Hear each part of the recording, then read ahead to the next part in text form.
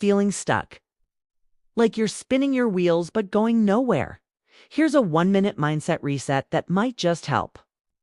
First, forget the giant leap. Focus on one small action step. What's the tiniest thing you can do right now to move forward?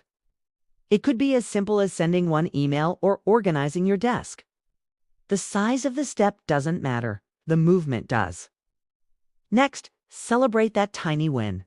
Seriously, acknowledge your effort. This creates a positive feedback loop and builds momentum. It's progress. No matter how small, is still progress. Finally, just keep moving forward. Don't worry about the entire staircase.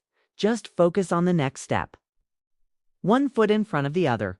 You're not stuck. You're just gathering strength for your next move. You've got this. If this helped, give it a like and subscribe for more tips. Thanks for watching.